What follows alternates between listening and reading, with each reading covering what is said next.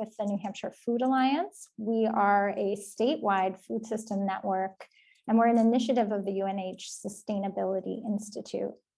And we host monthly network cafes on a variety of topics. Our purpose is just to bring folks together from across the state to learn about the really great work that all of our network partners are doing in helping to build a more sustainable and just food system here in New Hampshire. So we are really happy to have today. Oh, and I want to introduce Colleen, if you'd like to wave hello. Colleen's our communications coordinator, and our project director, Nicole Cardwell, is here as well. And we're just really delighted to be bringing this topic to you today and want to thank our panelists. We have Nancy LaRoe from Vital Communities, who's going to share about some exciting work happening up in the Upper Valley around solar and on-farm solar. We have Beth McGuinn from Revision Energy, who's going to share with us some of the benefits of trying to integrate solar into our farms, both economic benefits and also climate benefits. And we also have Amanda Littleton from Cheshire County Conservation District, who's been doing some really exciting work, again, integrating solar energy into farms in the Monadnock region. So we're delighted to have you all. I'm sure there are others of you who are in our virtual space here who also have things to share and to add. And so that's really what this cafe is all about. So we'll hear from our presenters. You'll have a chance to ask some questions, but then we'd really love to hear from you too about other initiatives and programs that you know of happening across the state. Nicole, Erin, I just want to, just for 1 second, because I noticed in the chat that Ben and Kate Dabrowski of Green Hill Farm in Sutton are here, and they're an off-grid solar powered organic farm. So I just wanted to point that out. And I hope that as we get through our other speakers, we can hear from both of you. Or Ben, if you're the one who's on. Sure, yeah. Wonderful, great. Okay, so why don't we kick it off? And again, I'm gonna introduce Nancy from Vital Communities to share with us about some of the really exciting work that is going on in the Upper Valley area. Take it away, Nancy. So I'm going to talk about a couple projects that I'm really excited about. Vital Communities is actually a nonprofit that works on both sides of the Connecticut River, so half in Vermont and half in New Hampshire. I work in food and farm and economy. We also, other topic areas within our organization include energy. So I'm very excited about the stacking of impacts of increasing renewable energy and increasing farmland. And so the projects I'm going to mention, they're happening in Vermont, but I think they're a great model and a possibility for, we're kind of teasing out the possibilities of a future, maybe sustainable model. So we work a lot in land access and land affordability. And so one of the projects we were working on in 2020 was BIPOC land access. And just through a series of somebody knew somebody that connected to me saying, hey, we have some ag land. Anyway, it's just kind of random how networking really matters is the bottom line of this. Networkings are really important. Norwich Solar Technologies is a solar company that is in the Upper Valley. And they had a piece of ag land that they were going to put farm buildings on and solar panels on, and we're looking for a farmer to use the land around it. And maybe, they didn't know what they wanted, but they knew they had a piece of ag land and they knew they needed to put solar on it, and trying to find a relationship. We had a project that was working with BIPOC farmers for land access. That relationship actually took off, and the result is that Norwich Solar will build some buildings on the land in coordination with the land stewards, which are BIPOC land stewards. And the economics of it are that Norwich Solar will lease the panels from that will produce the solar energy going forward for 25 years. And the economics for Norwich Solar meant that they could donate the land. They didn't need the land, they just needed the panel space. So they bought the land, they're going to put the buildings up. The farmers are going to find a use for it because it's actually being designed sort of for them. And there's also another 7 acres of tillable land. So they're going to start a business there, and Norwich Solar is going to donate the land to Northeast Farmers of Color Land Trust, who's going to give a 99-year lease to these BIPOC farmers. So it took out the, it's the affordability question. It was the economic piece that really made that land transfer happen. So right after that, there was another project that there's another project I was working on. It's the White River Land Collaborative. And it was a collaboration of farmers that wanted to buy a dairy that had gone out of business. So it's 200 acres. Of the 200 acres, there was, I think, 50 that had just been cleared, but it was marginal land. And I looked at the land map because I know Norwich Solar needs to have 3-phase power nearby. So I called up Norwich Solar and I said, hey, there's this parcel we're looking at, or at least this project's looking at. Could you do community solar there? They looked at it, and yes, they could. And because the land was perfect, it was south facing, it was not, great ag land, but they could do panels that are high enough for sheep, which the land stored that's going to take care of it has sheep. And so the way it worked with Norwich Solar is that they bought the option to put a community solar array on that land, and that economic down payment, that piece is what made the sale of the property possible. And that was just the sale of the property for the old dairy farm. So the dairy farm needed to get X number of dollars. Vermont Land Trust was going to buy the land back again, but it wasn't enough money for the dairy to get out whole. And so the option for the solar lease is what made the difference. So the dairy could get out whole, and the Vermont Land Trust could take it over and is now leasing to that land collaborative. And with the plan, with an MOU that the land collaborative will purchase it in 3 to 5 years. So, and that was just the option. So then once Norwich Solar does put the community array in there, and I don't remember the kilowatts, Beth will probably be able to say what it is. It's a medium size array. They're gonna lease the solar space from the land collaborative, and that is going to pay for not half but a really good portion of what the value of the land is. Right. So I mean, it's just like this economic piece is like, that's always with land, it's the affordability piece because land is so valuable up here. So it's stacking the impacts of renewable energy and farming, which I think is just an amazing combination. So given those two projects, Vermont Law School is doing 2 case studies on both of these projects this winter. There's a clinic working on them, and hopefully they have a contract with American Farmland Trust to do this project. Hopefully those case studies will kind of identify a model going forward for how this could work for other solar companies and other, because they want to do this nationally. It's like, is this a model that could be used? And so it's very exciting. There are definitely some policy issues. Current use, if you put solar on your farmland and you don't use all of the power, you start losing your current use. So there's some definite policy issues that will arise out of this. So the idea is that the clinic at Vermont Law School will look at like, okay, what are the challenges? What's stopping this from being like, what do we need to do to make this actually a replicable model, and not even just within Vermont, but nationwide.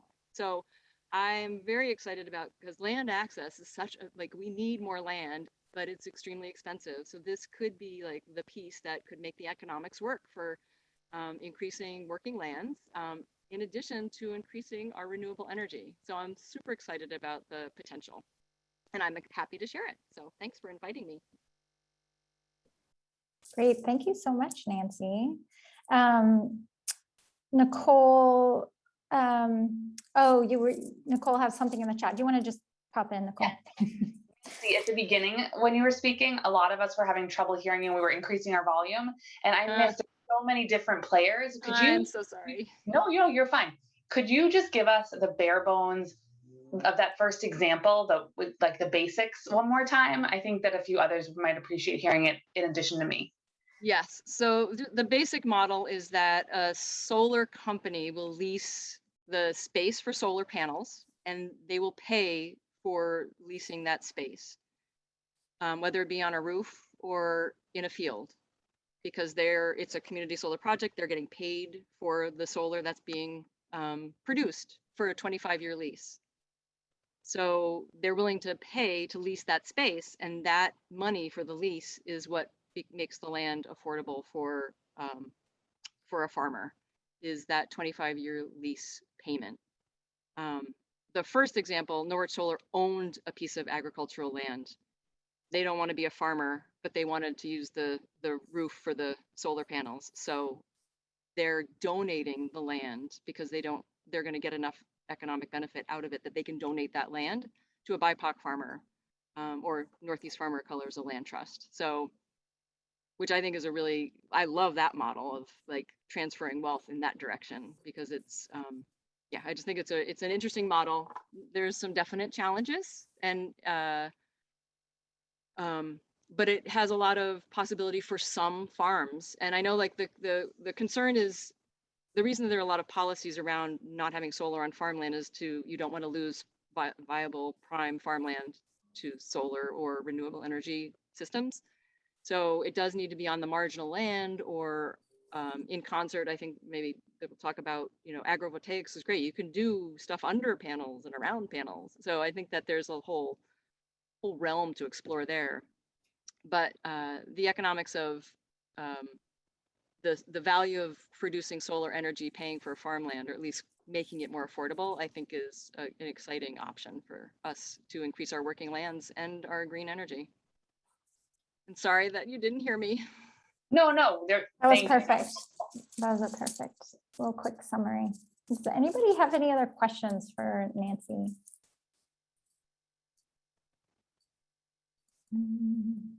So Nancy, I do have a quick question, just in terms of how that project got started. Was it initiated by the solar energy company?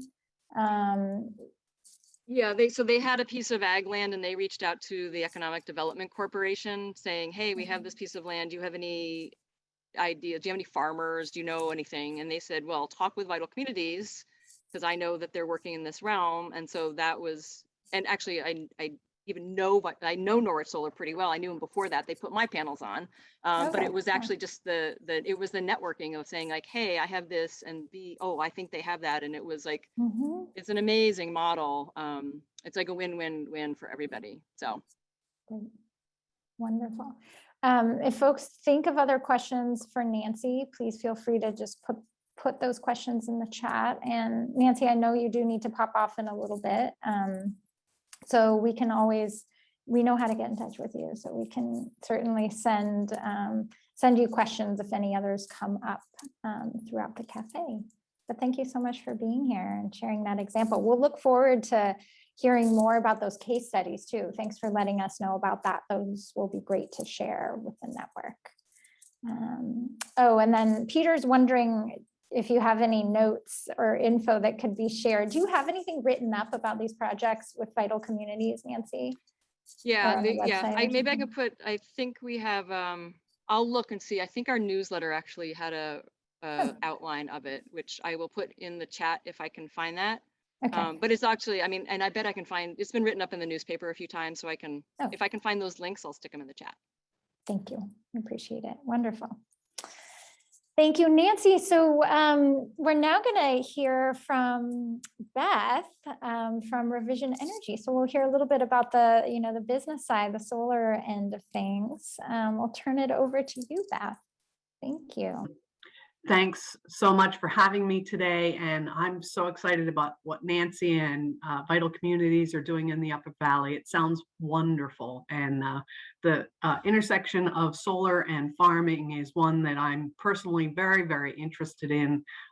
My background is in land conservation and forestry, but I've also been on the NOFA board and on my farmers market board, and have a great excitement about local food, and hope that solar and local food can be teammates rather than opponents as we go forward, because there are lots and lots of opportunities, the ones Nancy highlighted, and also some others. I'm going to give you just some basics about solar on farms and the different ways that solar can work on farms, and then I'm going to do a little focus on agrivoltaics, or farming under solar panels, and I'm happy for your questions and comments as we go along. So why solar on a farm? Well, the most basic reason would be to offset fossil fuel on your farm so that you are more independent and less of a contributor to climate change. And I think farmers of all of us have seen climate change in a bigger way than anybody else out there. Larger storms, bigger winds, variable temperatures, changing everything has really impacted our farmers more than I think anyone else. So that offsetting of fossil fuel can happen at the home or residence or intern housing on a farm, or it can happen in order to support the agricultural uses of the property, whether it's a dairy's milking barn or a cooler that you have that causes the electrical use to be high. All of your electrical usage on the farm or in the homestead can be offset by solar. So we do a lot of that with solar on barns or solar on homes or solar on ground mounted systems to offset the actual electricity that's used. That also has another benefit, which is reducing the energy costs for a farm. Costs and viability regarding the benefits, the financial benefits of farming are always close to the edge, close to the bone. And if we can help reduce energy costs for a farm, hopefully that makes it possible to make different investments and to make the farm a little bit more viable by reducing costs.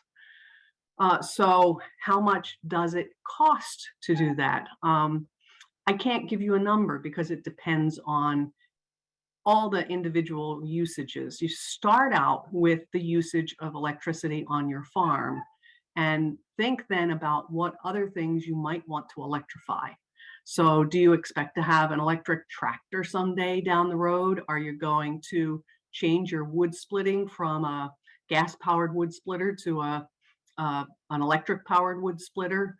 All kinds of things like that can use solar power. So some people choose to think about the future and upsize their solar panels so that their future use might be covered by all of the panels that are installed. So you start with your utility bill, and there definitely is a cost for solar, but what we try to do is shift your cost for electricity to your cost for solar so that your solar panels, the purchase of those solar panels or the lease of those solar panels or a land or a loan for those solar panels doesn't cost any more than the electric bill that you have had in the past. So it should be for the time of return on investment that you are not paying any more electricity than you're paying now. And as electricity increases, which we know it does over time, your electric bill will be proportionately lower than the electric bill you would have been paying if you hadn't gone to solar. So even though there is an outlay of money up front, there are ways to make it possible that that outlay of money doesn't cost more than your current electric bill. Solar panels are warranted for 25 years. So if you have a 10-year time period to pay off your solar, you've got 15 years beyond that where you are going to have free solar, free electricity, at least 25 years, because just like your car, a warranty on a solar panel doesn't mean the solar panel's no good after that point. We expect these panels to last for 35, 40 or more years. And so we're really talking about a long period of time. And when we think about the longevity of a farm, it may or may not be you who's on the farm. It may be your children, your grandchildren, or the next farmer who you want to take all the work that you have done on this land and make the farm viable for the future. All of that is a benefit to the farm and to local food in general. So obviously, Revision is a great proponent of solar on farms. And we would love the opportunity to work with farmers towards that goal. There are some grants that are available for farmers who want to do solar electricity. REAP grants pay 25% for the cost of solar for farmers, and we're happy to work with farmers who are interested in putting solar on their properties to get that grant and to make the application. The next time period is spring of 2022. And there are also low interest loans for farmers that we can also help with, and those lower the time frame for payback and make the time frame when you are paying something for your electricity shorter, because eventually you will get to a point where you're paying nothing for your electricity. It will all be paid off. So that is the simple, straightforward, generate your own electricity. Nancy talked a bunch about leases of land, and we're very interested in talking with farmers and other landowners about whether they're interested in leasing land for solar that would not necessarily offset the electricity on the farm itself, but put solar back onto the grid so that people who can't generate their own electricity can buy that off the grid and be renewable, have renewable resources. So we generally, to make that work, you do need to be on three-phase power, and three-phase power is the power pole that has the crossbar on the top and has 3 wires going across from crossbar to crossbar. So if you're not sure if you're on three-phase power, you can just look out your driveway and see what that power line looks like. It's very expensive to extend three-phase power, and so that is why we look for places where it exists. For a 5-acre solar array, we could extend the three-phase power maybe 800 to 1,000 feet. So it is very, very expensive. So we look for that proximity to three-phase power. Very curious, I'm sure, how much is the lease worth? And I think you'll find there are companies who run the gamut, who will give you all different kinds of quotes. We find that it depends on how much we can generate in electricity from the solar that we can put on a property.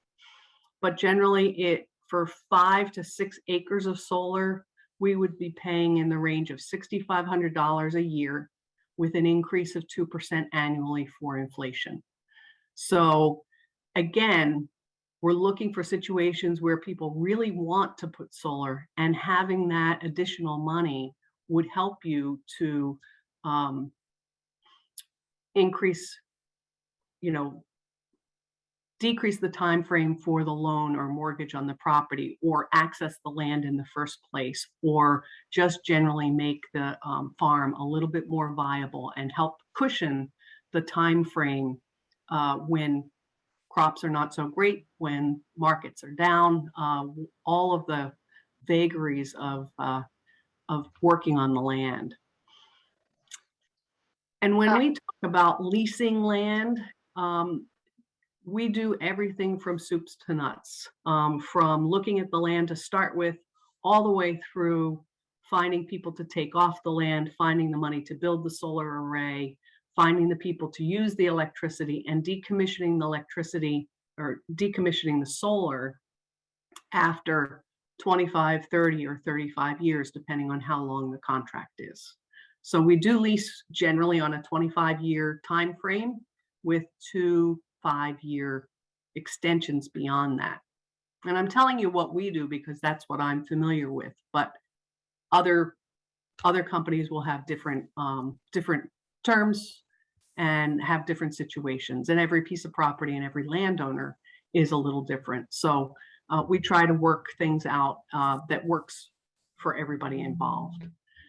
I want to talk a little bit about agrovoltaics, or dual use solar and agriculture.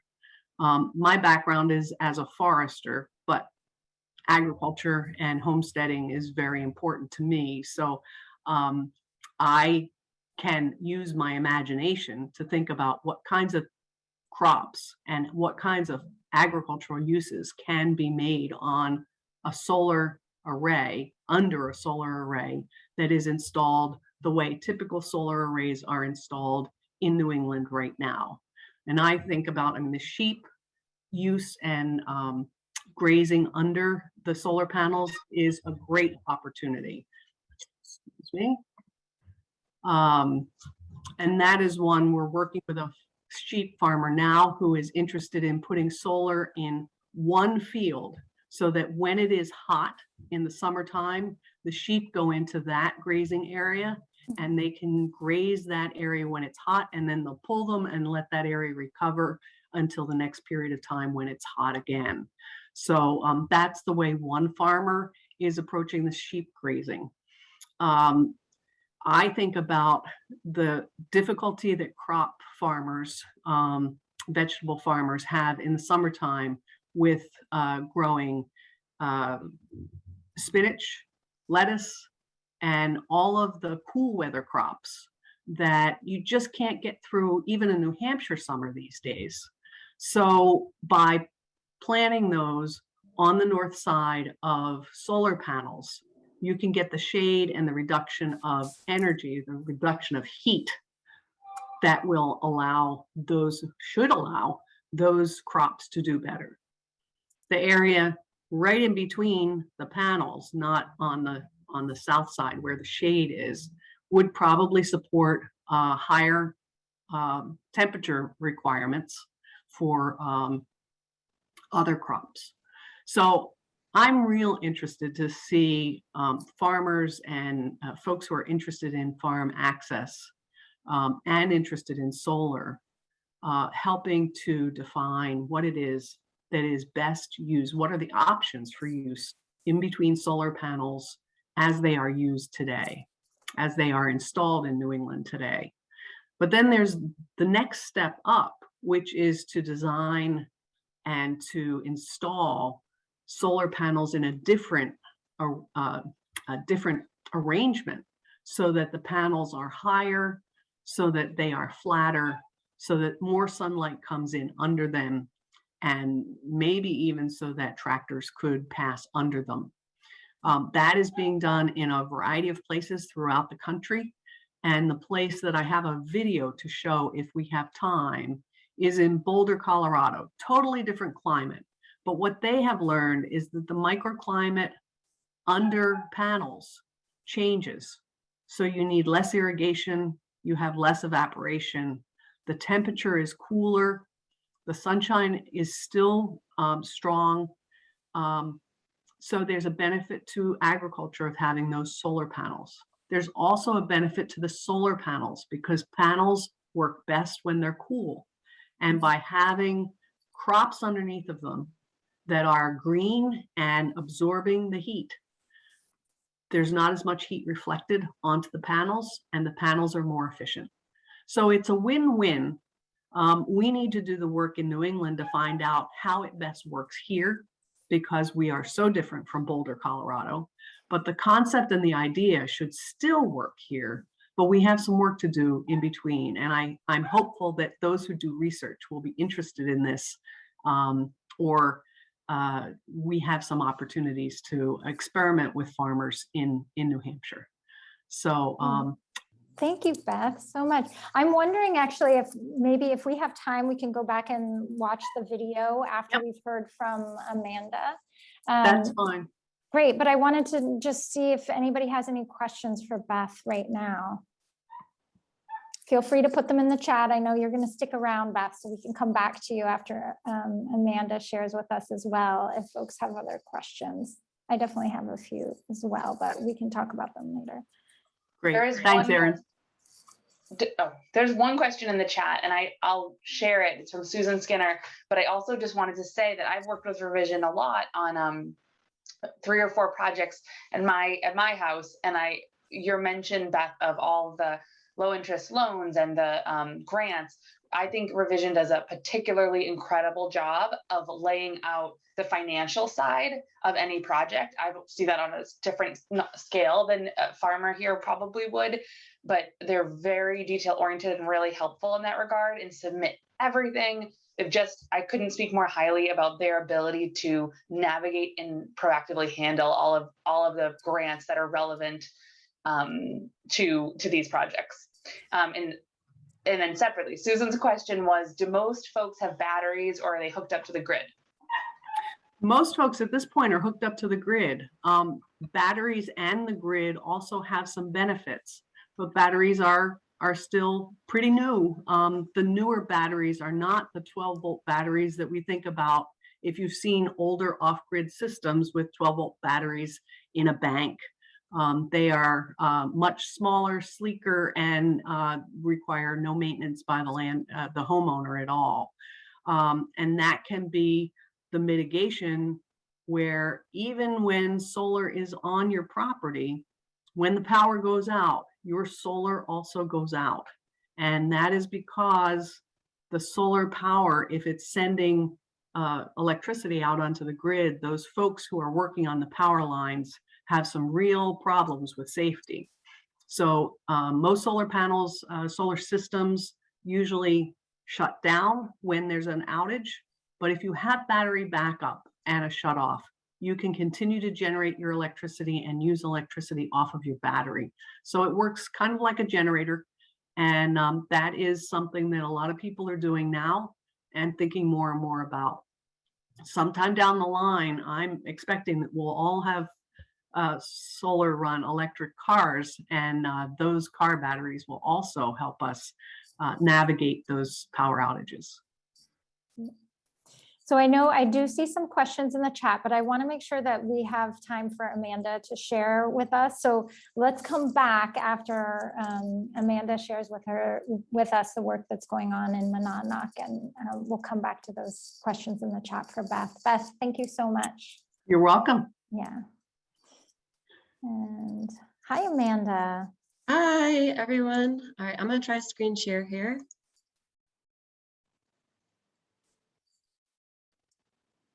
All right, is everyone able to see that okay?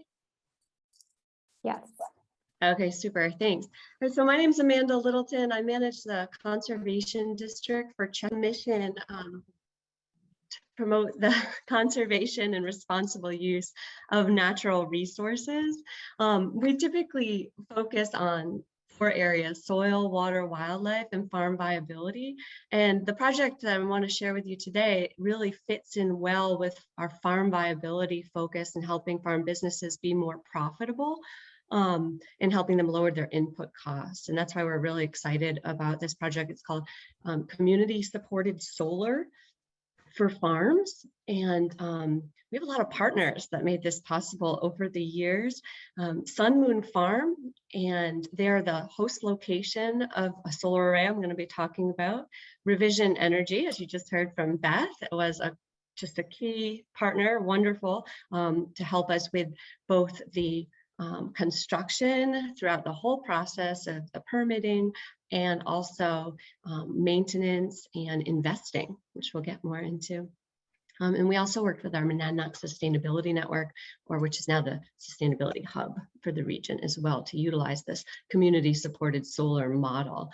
And I'd be remiss if I didn't say that this wouldn't be possible without our funders through the New Hampshire Charitable Foundation, the Thomas W. Haas Fund. Through them, they were extremely supportive of this with grant dollars, and also other individual donors who've contributed at different levels to help make this project possible.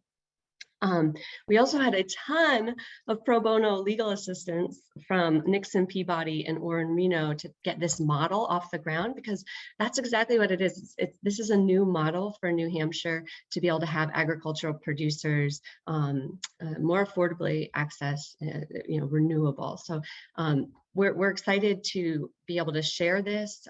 We're sort of most of the way through this project, and we hope to see this model throughout other New Hampshire communities as well to support more farmers.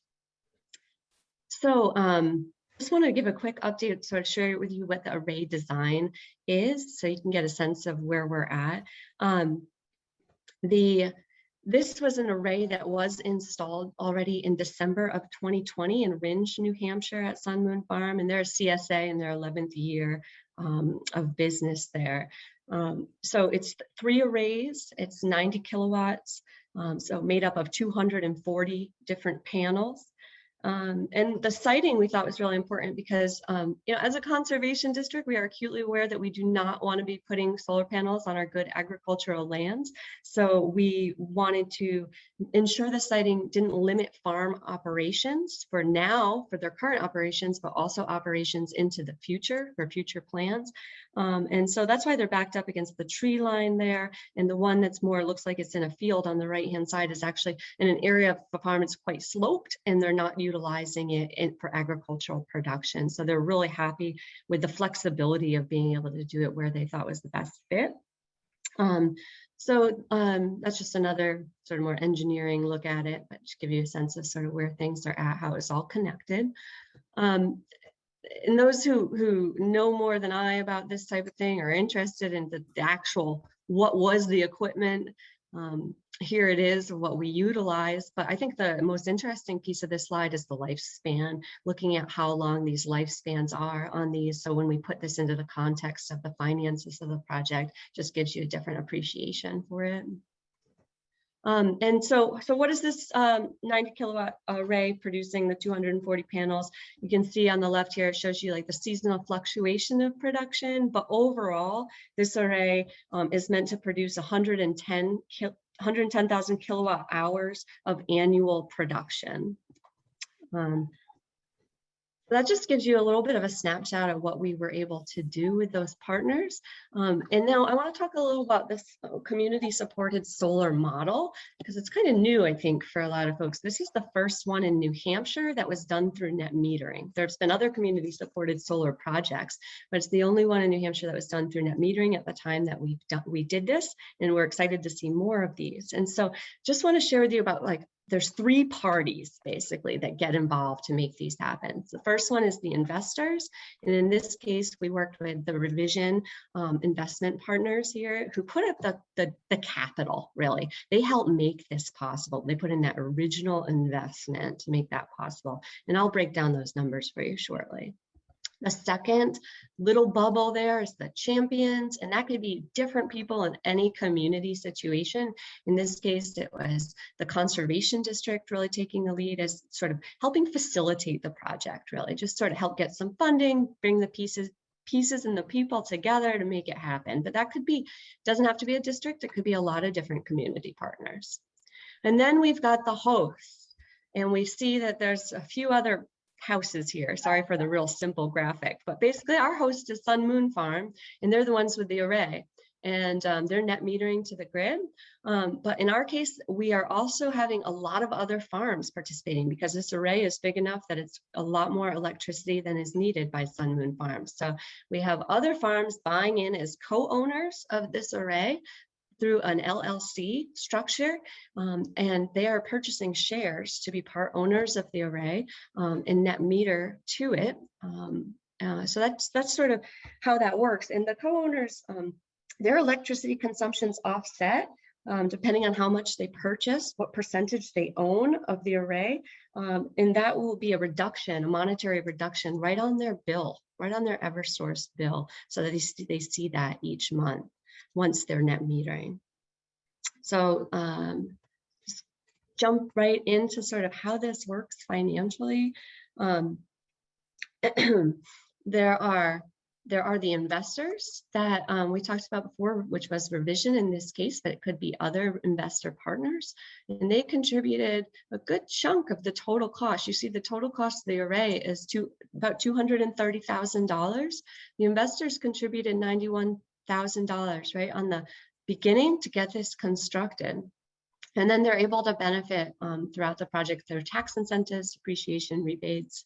Our grant helped pay for, through the Charitable Foundation and other donors, helped pay for sort of getting things going throughout this process, but we're also going to be contributing $38,000 to the purchase of the array, giving that to the Farmer LLC to help with the final purchase of the array. And then farm members contribute about $100,000. So if you just looking at that, so for this array that farm members will be benefiting from, they only have to pay less than 44% of the total value of the array through this sort of creative financing model. So how do farmers get engaged with this? You're probably wondering. So they buy shares. So each share is about 5,000 kilowatt hours, and they cost $4,500. But a better way to put it is they're 4.54% of the output of the array is what you're really owning. So it's a more accurate way to look at it. We use the $5,000 just to give people a sense of like, okay, I know what I pay on my electric bills, how much I'm utilizing. So how many shares would I need to purchase to make this a good fit for my farm? And we also wanted to do it as shares in those small little chunks, so it could be possible for lots of scales of agricultural producers to participate. So we wanted to ensure that the smallest farm could participate, and perhaps they have their residents in their farm right on 1 meter. And we found that 5,000 kilowatt hours is a pretty good place to start for that. But a larger farm may need 5 shares, and so that they're able to purchase in that way as well. So it's kind of scalable, which we've enjoyed. That way we can expand who we're working with. And we also know that $4,500 is still a lot of money for a farmer to pay upfront right away. And so we do have you can pay $905 for 5 years if you're interested, to try to remove the barriers. And that's why the Conservation District was really interested in this. I'm just going to stop sharing because that was it. Really interested in this was because we wanted to remove the barriers and help make it easier for farms to access these stable electricity costs. And I'll just share that why a farm would want to participate is because they don't have the land base or space limitations. They don't have the tax appetite to really benefit from what the government is providing to make it more possible. And they may just not have the capital upfront to do it. Though I'm excited to hear about all these other scenarios that Beth shared, as well as what Nancy shared too. So I could talk on and on, but I think my time is probably up. So I will stop there. Thank you so much, Amanda. What a great new model for us to think about replicating in other places. And I'm sure folks have questions, and I see that there are some already in the chat. One from Mark, wondering, do farm members and investors share the federal tax credit for the installation? You touched on that a little bit.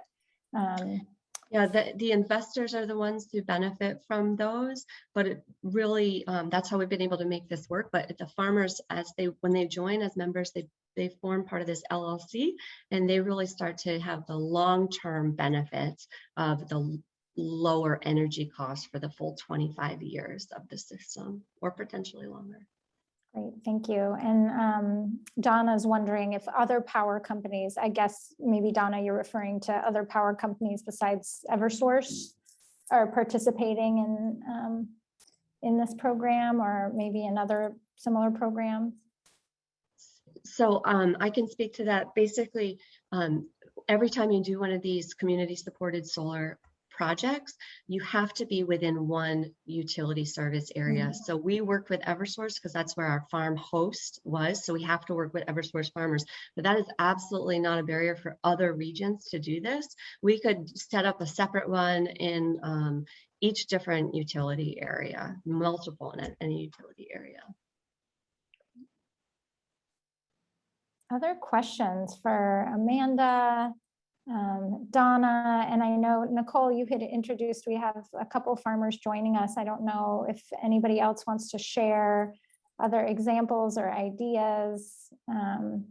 Now's the time. We've got about 15 minutes for more questions, or if folks want to share any other examples. Hey there, this is Ben. You guys mentioned I should talk earlier.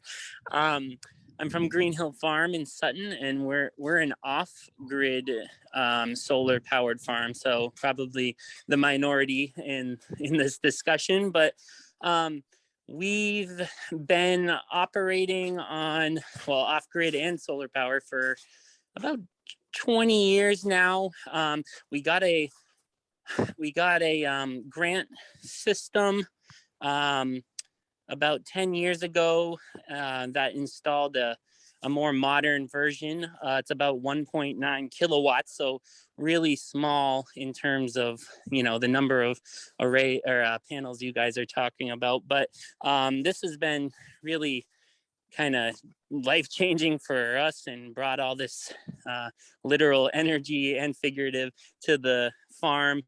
And we have been able to really utilize the system. There's 12 deep cycle batteries that hold most or all of the solar energy, and then for backup we do rely on a gas generator. But we've been working with Stacy Luke of Merrimack County Conservation District.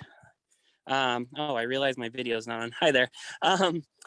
And Peter Martell also, who's I think in this group, and they've been kind of leading us through applying for I believe it's a REAP grant that will hopefully double, if not triple, the size of a new system being put in, which also would in turn help power this on-farm processing center that we envision and really want to have to be able to make more products on our farm and also preserve some of the different vegetables and other crops that we grow. So I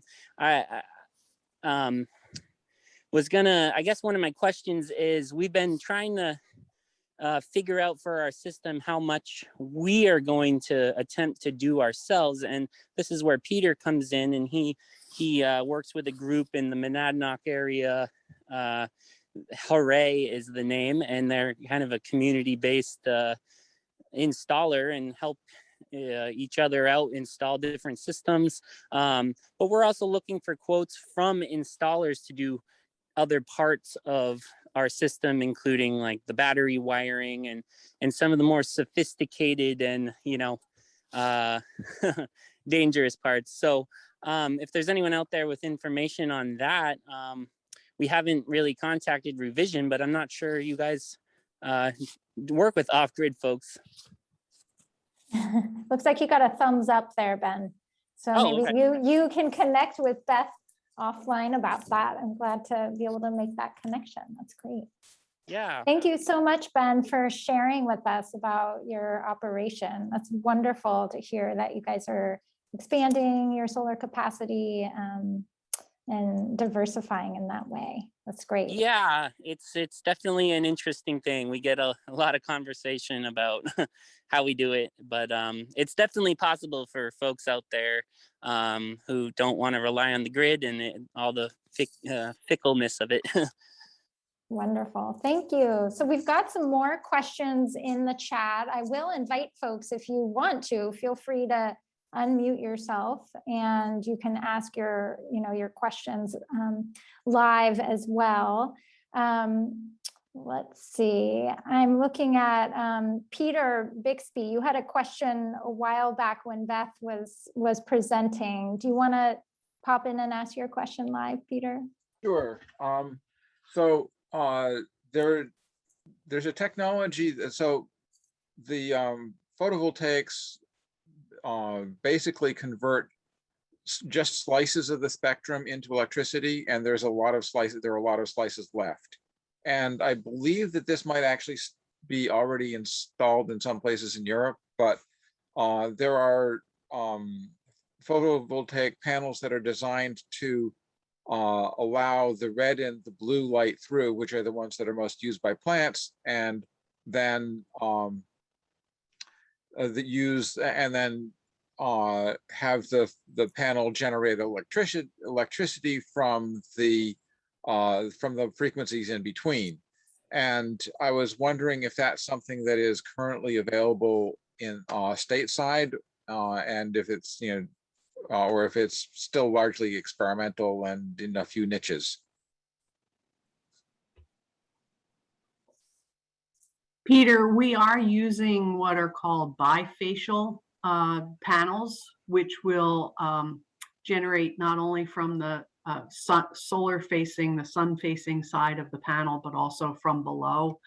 I am not familiar with how it is that they do that and whether or not it employs the kind of technology that you referred to. So I can't answer that specific question, but there are new technologies with solar panels that are bumping the efficiency up. In fact, I'm looking at an additional solar installation in my at my homestead, and we would be using 475 watt panels, which are bifacial and do use some of that bounced light from the ground. Right, So, so the bifacial will be a different sort of thing than the and it's, I'm not sure if it's if it's light that's bounced from the ground or if it's light that's bounced from a surface that is closer underneath it. But when the light bounces back, it often bounces at a different frequency, so you could extract more. But this is a different, a somewhat different concept in that you're allowing the light to go down and hit the plants where it gets absorbed by the plants for photosynthesis. right. I think there are some greenhouses in Europe that are using it. I don't know if there's anything like that available in the States at this point. I'll take a peek, Peter, and see if I can find out some more information about that and if we're familiar with that. I'm sure somebody in the company is, if we're not using it already, watching it. Right, thanks. You're welcome. Thank you. Thanks for your question.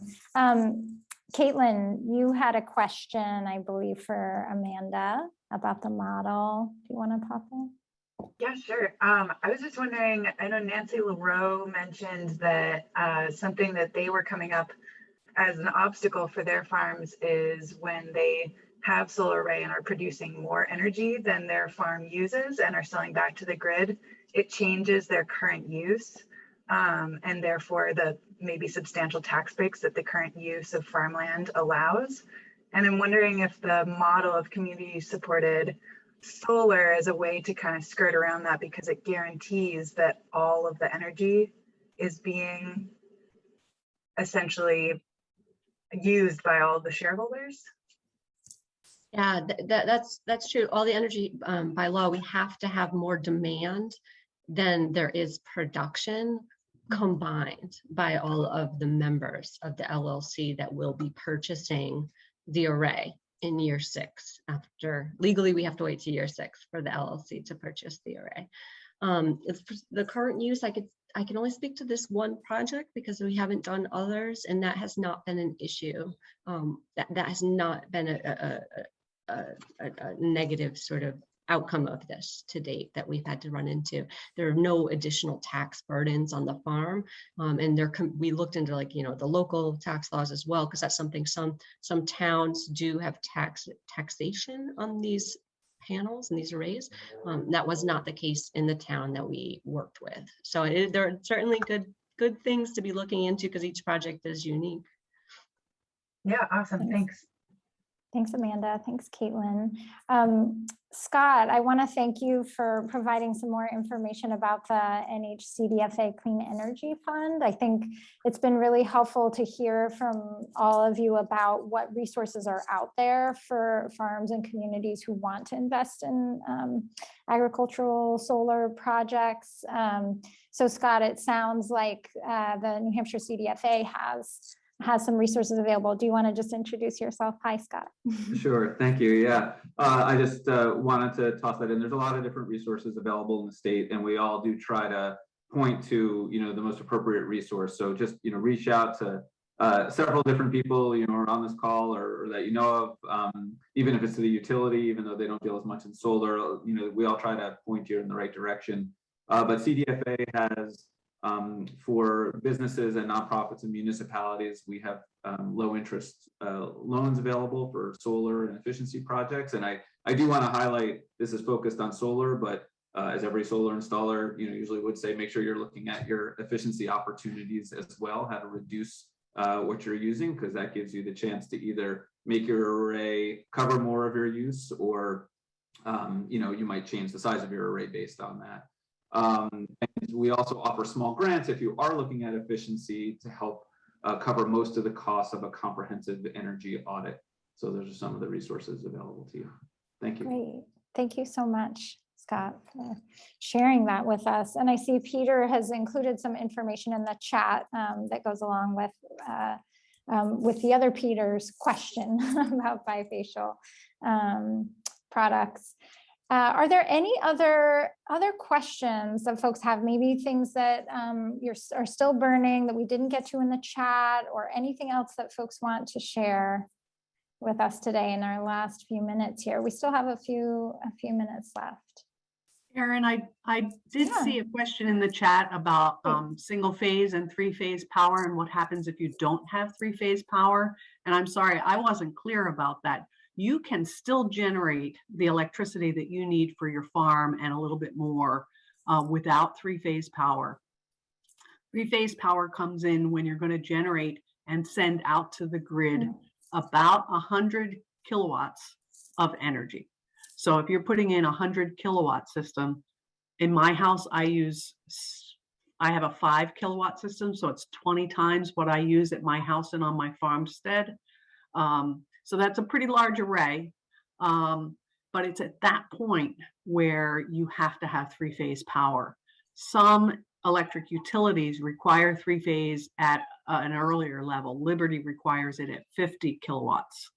So each utility has a little different spin on this, but most of this is regulated by the PUC and is consistent across the board. But the utilities have the leverage to make some of their own requirements as well. Interconnection for solar installations is tough when you're generating to the grid, and we work really hard to find ways to make that work.